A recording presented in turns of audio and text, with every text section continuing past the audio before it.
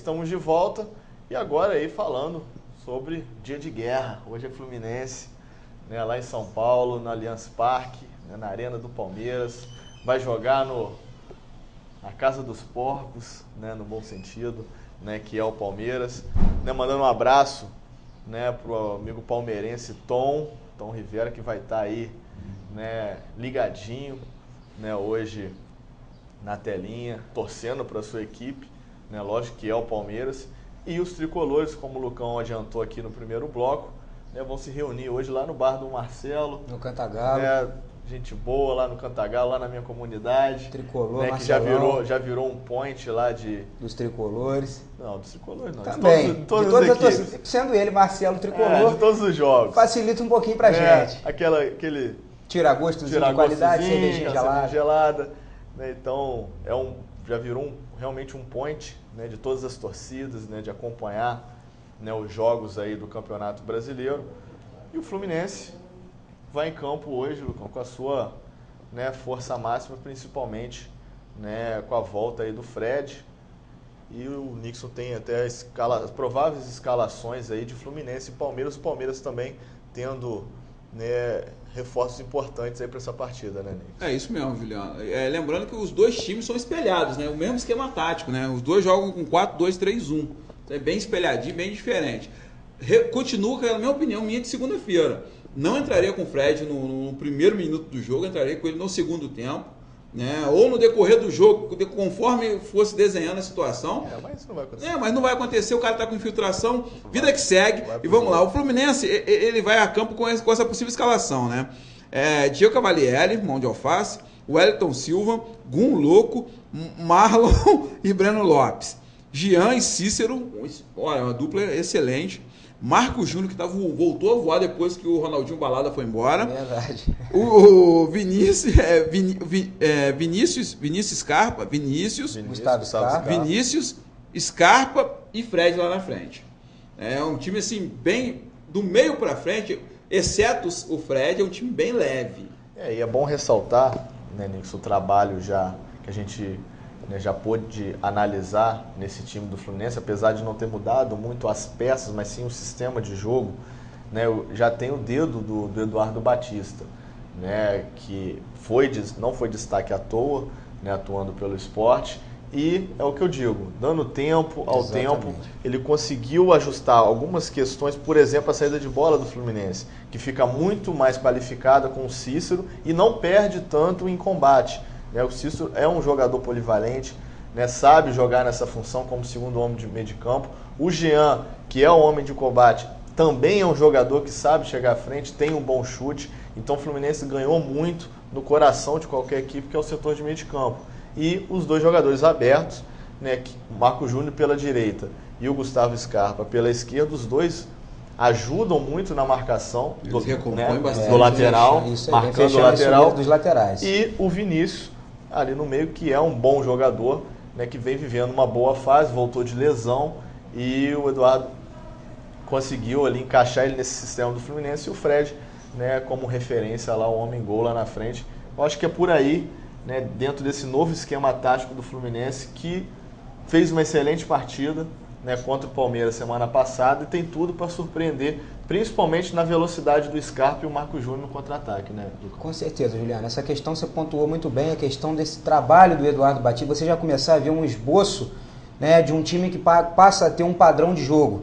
Né? Eu acho que durante a temporada toda é o primeiro momento que a gente consegue olhar uma partida do Fluminense, principalmente pegando a de quarta-feira passada, válida pela primeira partida da semifinal contra o Palmeiras pela Copa do Brasil. Você vê que o time do Fluminense hoje é um time que evita o chutão, realmente é um time que tem uma boa saída, principalmente pelo meio, os laterais. A gente sabe que ainda é um time que sofre com algumas limitações.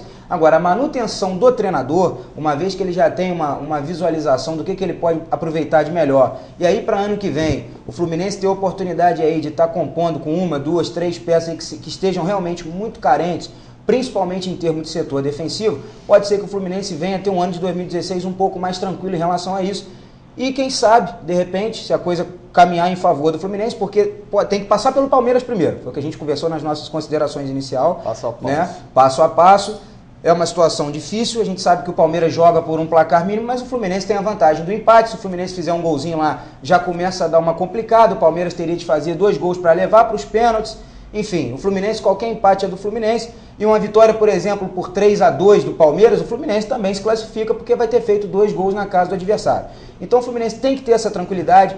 O meu companheiro Nixon respeito, mas eu discordo dessa questão do Fred não entrar num primeiro momento, porque o Palmeiras vai entrar muito inflamado com a necessidade desse primeiro gol. Talvez o Fred, mesmo não estando 100% da sua condição física, vai ser um jogador muito importante que quando o Fluminense se lançar ao ataque, é um jogador que vai segurar uma bola, vai sofrer uma falta, vai conversar com o juiz, é um cara experiente que precisa, uma vez que vai ser feita essa infiltração, esse procedimento médico nele, a gente precisa contar com o Fred desde o primeiro momento, que já é uma figura que impõe, né, o Fluminense como um time que não está ali de brincadeira, e o Fred, claro, pode surpreender uma bola aérea, uma bola de escanteio, uma falta, uma bola alçada na área, o Fred desviar ali em primeiro pau, como ele faz isso com maestria, e quando não, segurar essa bola, dar uma catimbada no jogo, porque do outro lado também tem o Zé Roberto com toda a sua experiência, inclusive cavou muito bem, foi um dos indicados ao Oscar aí pela simulação, melhor performance, melhor dublê, o que o Zé Roberto fez com o auxílio do senhor Leandro Voada. A gente espera hoje a arbitragem de Leandro Daronco,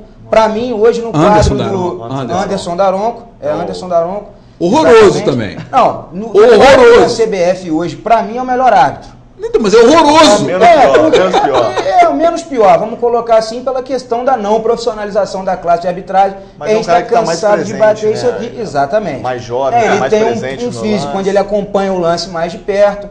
Enfim. Tem uma parte disciplinar também. Exatamente. Tem critério. Quem tem critério para apitar, entendeu? Estou muito seguro em relação a isso. Eu espero, Daron, que você não queime a minha língua aqui.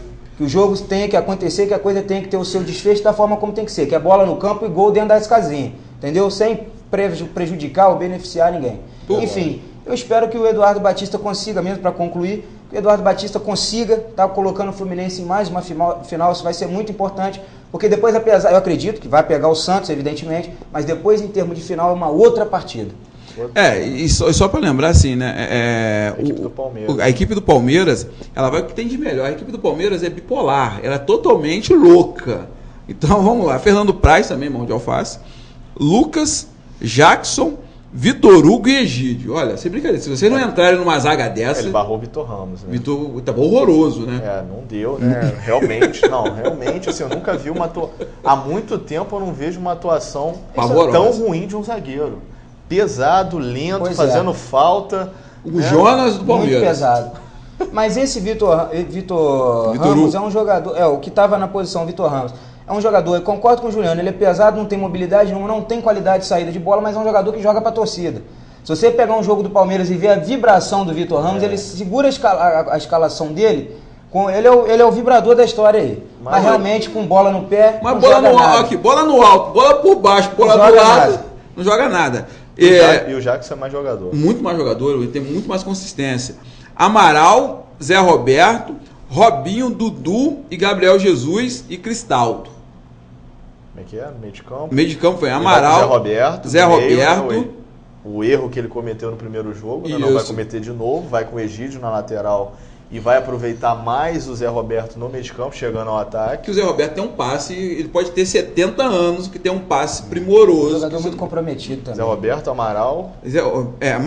Zé Roberto, Amaral, Robinho e Dudu. Sendo que o Robinho joga... Ele tem a volta do Robinho, né? Tem a volta do Robinho, que é um motorzinho também desse meio campo. E o Gabriel Jesus jogando pelo lado, né? Jogando pelo lado esquerdo e o Cristaldo centralizado. Barrou Barros.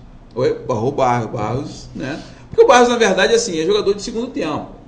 É um bom jogador. Já tem o Rafael Marques com o segundo tempo. O Palmeiras tem um bom elenco. Mas diante de todas essas modificações e essas oscilações ao longo da temporada, um time que perdeu a identidade. O Palmeiras hoje é um time, bom, pelo menos pelo que eu vi no primeiro tempo, principalmente na partida de quarta-feira que eu estava no Maracanã do estádio, você tem uma visão diferente. É um time que se livra da bola o tempo inteiro, é um time que dá chutão o tempo inteiro. Agora, a saída do Fred, realmente, o Fluminense, na verdade não foi o Palmeiras que passou a jogar melhor, o Fluminense que sentiu a ausência do Fred. Por isso que o Fred hoje, a partir do primeiro minuto, eu acho imprescindível. Eu e todos os tricolores tudo bem, Lucão, assim, suportar a pressão. Exatamente. Inicial, talvez. Mas aí vem a grande questão. né? O Flamengo passou por isso recentemente. Eu comparo as duas situações, Guerreiro e Fred. O Guerreiro com infiltração, ele não rendia. O Fred, ele já tem aquele problema crônico dele de contusões, essas coisas todas. Entendo eu o seguinte, o Fluminense joga por vários resultados. Se o Fluminense conseguiria manter, porque o nervosismo do Palmeiras é uma coisa absurda. Quando ele precisa fazer resultado, isso não é de hoje. Você pode pegar o Campeonato Brasileiro, você vai ver que quando ele precisa fazer resultado, ele fica muito nervoso, muito ansioso.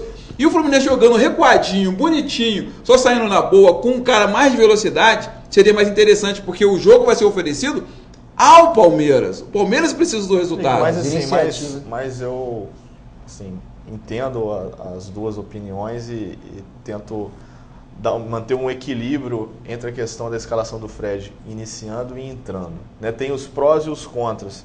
Eu acho que pesa um pouco mais os prós, né? Porque o Palmeiras vai vir com a pressão da torcida nos 15 minutos iniciais querendo fazer um gol.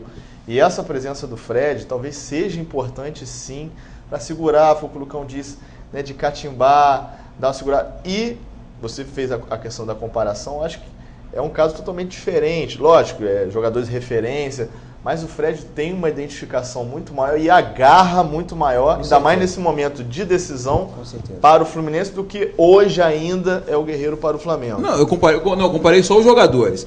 Mas a questão também é o seguinte, pode ser um resultado 2-1 e você precisar do Fred para um pênalti. Também. Porque aí você não sabe, a infiltração é uma coisa de Mas louco. Também pode, no segundo tempo, o Fluminense conseguir fazer um gol, até mesmo com o Fred, uma bola parada no escanteio, e ter uma vantagem maior, suportar a pressão do Palmeiras, mesmo que tome um gol e o Palmeiras se lance totalmente, de jogar um garoto na velocidade no lugar do Fred no segundo tempo, para matar o jogo. Isso aí. Pode ser também, né? São uma boa alternativa essa aí. Posturas aí que o Eduardo Batista não gostaria de estar, né, na pele do Eduardo Batista hoje. A gente está aqui, lógico, como analista e vendo todas as possibilidades dessa partida, mas com certeza essa é uma que ele tem em mente. O Fred não vai aguentar os 90 minutos e eu vou tentar explorar ao máximo, tentar fazer um gol. O Palmeiras vai vir para cima loucamente, né? Aquela questão de tira lateral, joga atacante, todo mundo, e vai abrir. Vai deixar espaço. E vai abrir para a garotada, né, para os jogadores de velocidade, até mesmo o próprio Oswaldo. Pode ser um jogador que pode ser decisivo no segundo tempo. Só lembrando que o Eduardo Batista já deixou isso sinalizado no último jogo, que o substituto do Fred, qualquer coisa, é o Magno Alves. Nossa Senhora. No último jogo ele foi bem, saiu, mas foi a circunstância do jogo. Não. Ele tem na cabeça dele que o substituto é o Magno Alves, pela experiência, as coisas todas. Então, assim, só para você ter na jogada, que de repente você vai precisar de um cara. Se for um 2-1, ele não tira o Fred, vai manter o Fred com uma penalidade máxima. Vai até, né, mancando, sem uma perna, sem o joelho. Mas falando um pouco dessa equipe do Palmeiras, Nix, que o Fluminense tem que tomar muito cuidado, gostaria até que o Lucão comentasse, é sobre o Robinho, né, esse jogador que vem sendo o jogador mais regular da temporada do Palmeiras, um jogador enjoado desde a época de Curitiba, que corre o meio de campo todo e que chega muito bem à frente, finaliza. E não estava presente na primeira partida, com certeza tem que ter uma atenção especial nesse jogador. Isso aí é alerta ligado, com certeza. Isso aí é alerta ligado principalmente para a nossa dupla de volantes ali, para Jean e Cícero, né, para evitar uma exposição maior, com essas infiltrações do Robinho ali no costado da zaga, abrindo espaço para o Gabriel Jesus, abrindo espaço para o Zé Roberto vindo de trás, que tem uma finalização muito boa. E com isso, o Marcelo Oliveira, com a escalação do Cristaldo, pode ser até por conta disso também, torna uma equipe mais leve. O Cristaldo é um jogador mais leve do que o Barros. Sai mais da área. Ele quer espelhar o máximo que ele puder. Exatamente. Ele quer espelhar o máximo que ele puder, porque hoje um fator em relação ao time do Fluminense, que poderia, né, ser preponderante para essa vitória do Fluminense, uma vez que o Palmeiras tem que se lançar um ataque para conseguir um gol, é a leveza dessa garotada de Xerém aí, correndo o tempo inteiro. Agora, você tendo o Robinho, você tendo o Cristaldo, você tendo o Gabriel Jesus, as equipes estão cada vez mais parelhas e agora o Palmeiras tem o fator mando de campo a seu favor. Então o Fluminense tem que ter muita inteligência. Eu espero, brincadeiras à parte, evidentemente, que o Gum tenha tido uma excelente noite de sono, que tenha tido uma excelente semana de trabalho, que os deuses da bola, estejam juntinhos ali na hora do amarrar da chuteira do Gum no vestiário. Que é uma sim, uma não, a não foi no final de semana. A não foi no último final de semana contra o Atlético Paranaense, na falha que ele ficou marcando a bola com o Gordinho atrás dele. Baranga. A gente espera que o Gum hoje tenha tá no sim, porque o Marlon não me preocupa, não. Quando eu vejo o Marlon com a bola dominada ou um lance para cima do Marlon, não me preocupa em circunstância alguma. Apesar de ser um jovem garoto, está começando agora a sua carreira aí como profissional, o Marlon é um jogador muito técnico, é claro, não quero fazer uma comparação aqui com o Thiago Silva, mas em termos de tranquilidade, quando esse jogador está próximo do lance ali, eu fico muito tranquilo. Agora, do lado de lá, um problema seríssimo. Eu olho para o meu elenco, eu tenho o Gum, eu tenho o Henrique ganhando R$250 mil por mês, o Antônio Carlos ganhando mais 150, quando poderia fazer um esforço um pouquinho maior e aqui na América Latina, aqui fora, no futebol argentino, no futebol uruguaio, realmente, para tentar um zagueiro cariocas tem que dar uma reformulação que vai vir jogar no país por muito menos e que de repente vai estar compondo esse sistema defensivo ao lado do Só que o meio-campo tem que abrir o olho por dois motivos. Nós estamos falando aqui, vamos falar de 3 jogadores especiais. Olha só, você tem o Amaral, tem o Zé Roberto e o Robinho no Palmeiras. Com certeza, o Zé Roberto vai ser o cara que vai flutuar ali no meio campo, tendo o Robinho como aquele cara que vai justamente pegar aquele encaixe do Zé Roberto ali. Se o Fluminense, jogando com o Jean Cícero e Marcos Júnior, não abrir o olho para o Zé Roberto, ou ficar focado demais no Robinho, o Zé Roberto vai destruir esse meio campo. Isso é que eu estou dizendo. Isso aí. E aí, vamos a mais um intervalo comercial e voltamos falando mais aí sobre esses 2 grandes jogos aí da Copa do Brasil. Falamos nesse bloco sobre Fluminense e Palmeiras, mas também tem a outra semifinal, Santos e São Paulo, clássico paulista lá em Santos.